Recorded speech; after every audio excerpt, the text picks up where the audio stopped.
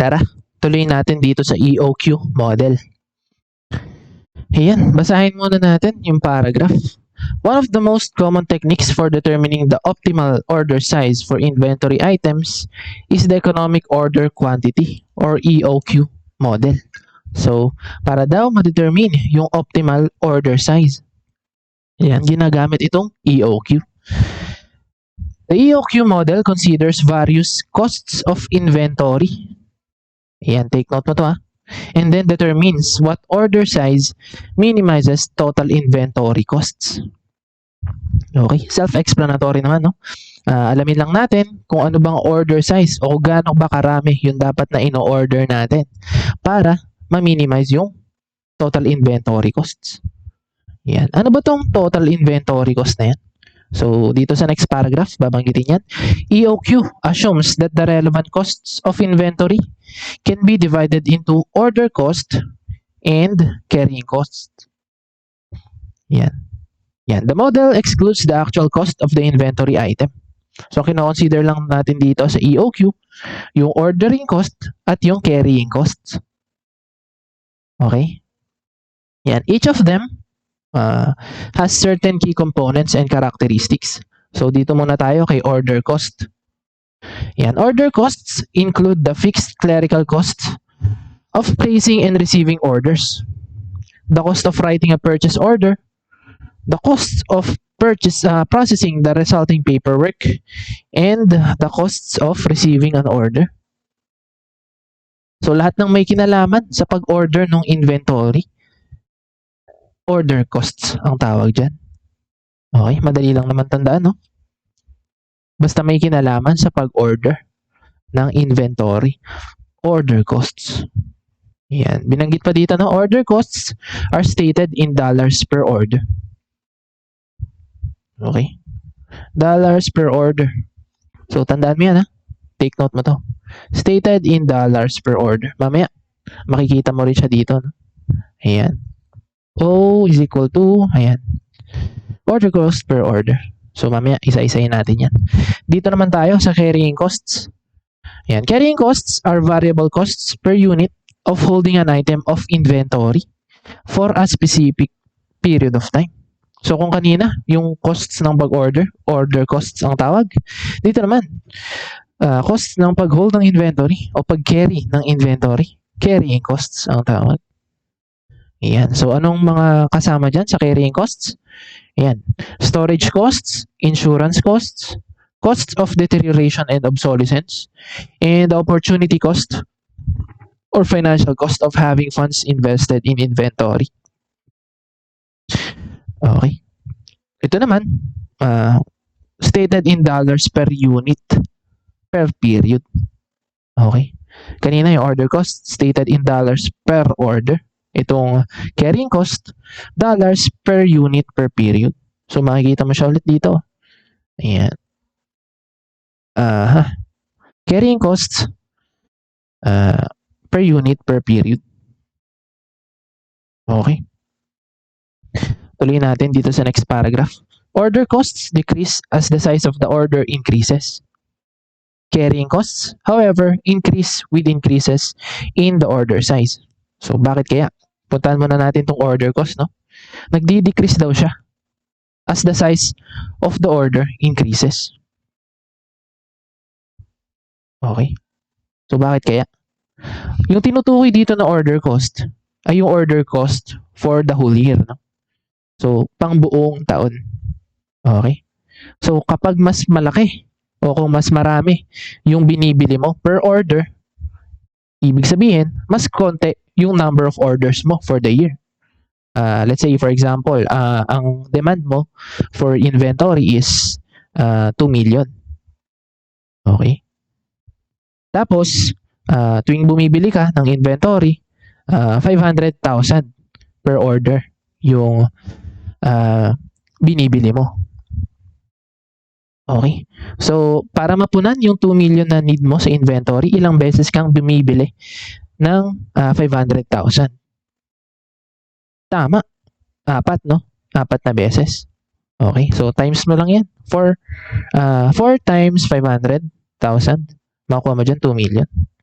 Okay? And ito nga yung need mo for the year. Anong sabi kanina sa ordering cost? Yan, stated in dollars per order.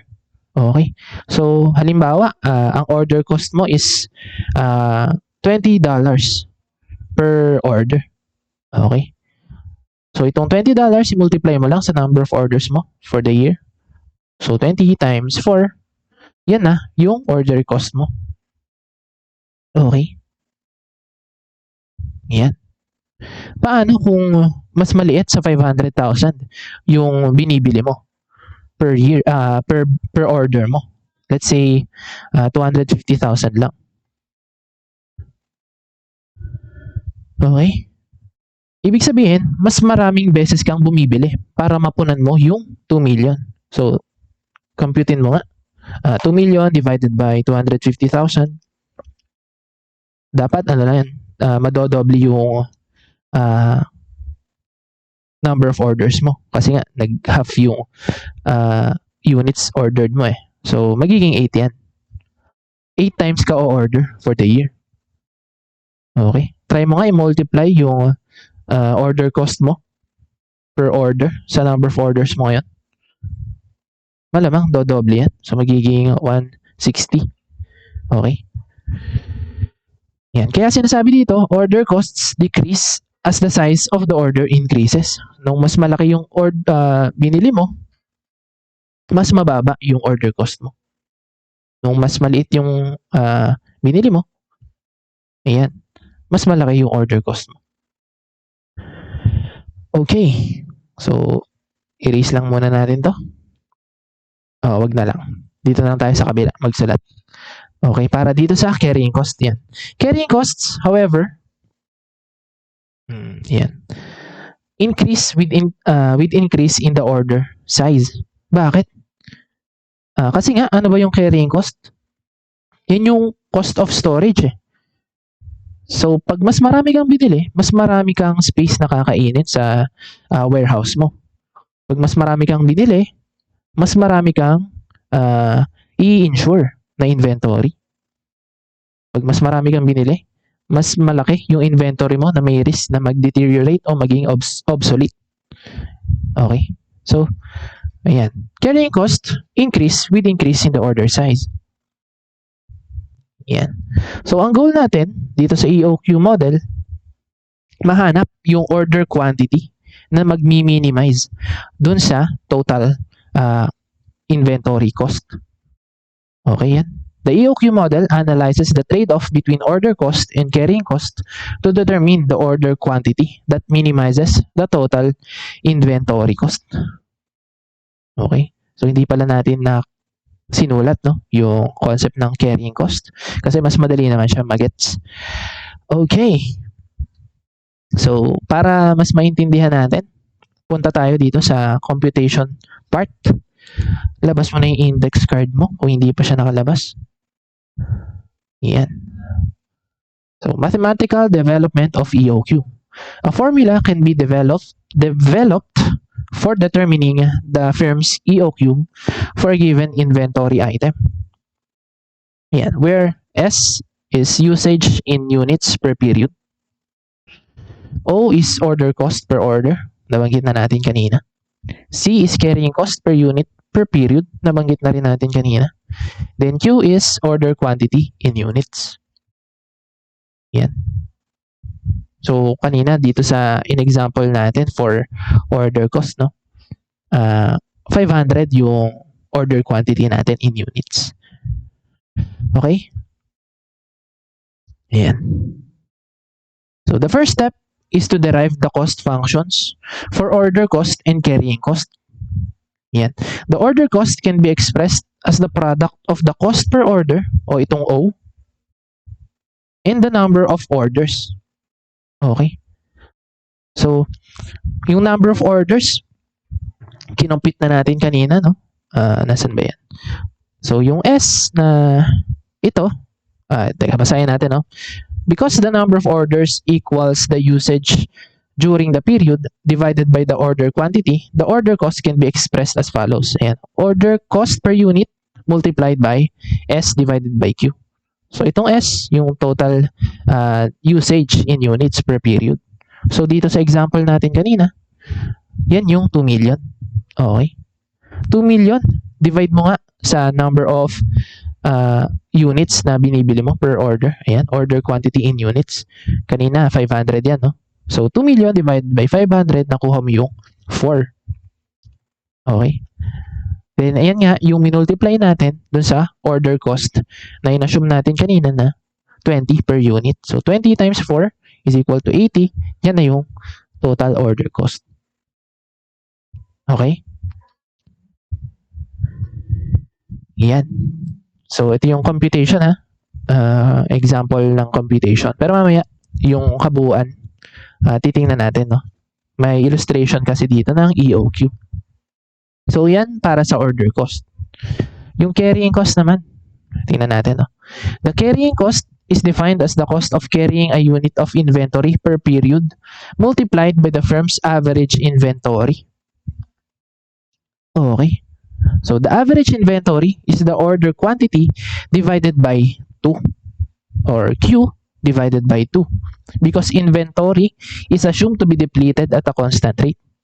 Yan. Thus, carrying cost can be expressed as follows. So, carrying cost per unit, ito, per period. Yan yun, no? Carrying cost per unit per period, C, multiplied by average inventory. Itong average inventory is simply Q divided by 2. Okay. So, baka nagtataka ka, saan kaya nakuha yan? O ano yung concept behind that? So, assume na lang natin yung timeline na dinrawing natin kanina, no? Yung 250,000. Okay, sana naalala mo yun. Di ba, in-assume natin na average inventory natin doon is 250,000. Okay, pero dito, pakita lang natin yung isang segment dun sa timeline. Okay. So, may 250,000 ka dito. Then, within 90 days, nabebenta mo siya. Okay. So, sa beginning, may 250 ka. Nung dulo, 0 kasi nabenta mo siya. Okay. Ayan. So, kapag ganyan, ibig sabihin, yung beginning inventory mo, 250. Yung ending inventory mo, 0. Pwede mong gamitin yung formula ng average inventory na pamilyar sa'yo. Yung beginning inventory plus ending inventory divided by 2. Okay? Yan. So, try mo nga. 250 plus 0 divided by 2. Diba? Ito rin yan. Quantity plus 0 divided by 2. Makuha mo yung average. Okay. Yan. Malinaw ba? Sana malinaw sa'yo. If may questions ka, pwede naman. Ask mo lang. Okay. Ayan. So, kaya ginagawang average yan kasi nga, ina-assume na yung inventory depleted at a constant rate. Ayan. Okay. So, ito, ano lang, no? Ginamit lang natin yung amount na 250 pero hindi ito same dun sa example kanina. Okay. Yan. So, tandaan mo to, no? Sulat mo sa index card mo. Pero mahalaga yung concept. Yan. If makalimutan mo yung concept, balikan mo yung formula sa index card mo. Maalala mo yan. Okay.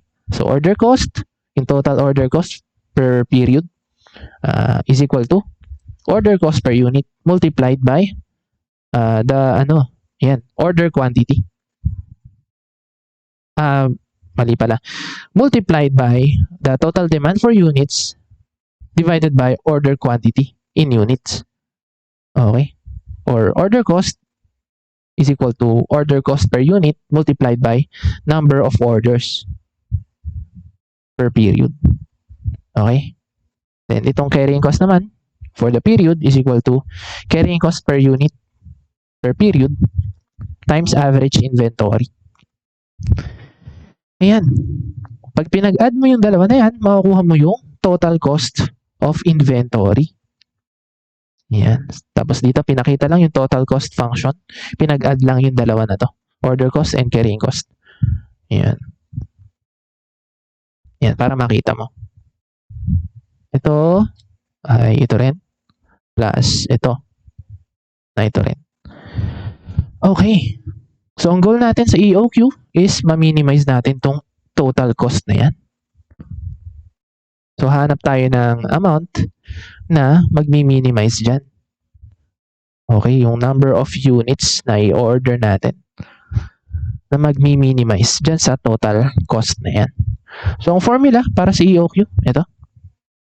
Yan, because the EOQ is defined as the order quantity that minimizes the total cost function, we must solve the total cost function for the EOQ.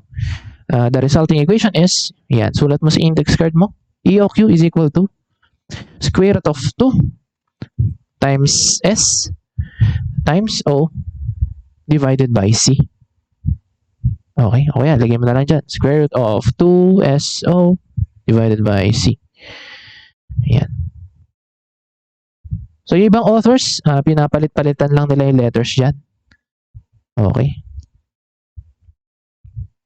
Pero, pare-pareho lang naman yung formula niyan. Tandaan mo lang na yung S dito is yung usage in periods, usage in units per period, o yung total demand per period. Total demand for units per period. Okay. Yan yung S. Then yung O is itong order cost per order. Then yung C dito sa baba, yan yung carrying cost per unit per period. Ayan. Yun yung tatandaan mo. Okay. Yung 2, constant lang yan dyan.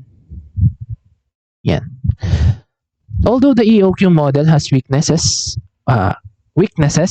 it is certainly better than subjective decision making. Despite the fact that the use of the EOQ model is outside the control of the financial manager must be aware of its utility and must provide certain inputs, specifically with respect to inventory carrying costs. Yan. So, solve natin mamaya yung EOQ example sa baba. Pero bago yun, puntahan muna natin yung isa pang concept dito sa EOQ, yung reorder point. Yan. Baka may question pala guys. Pwede naman, pause natin yung video for your questions. Then, proceed tayo. Reorder point.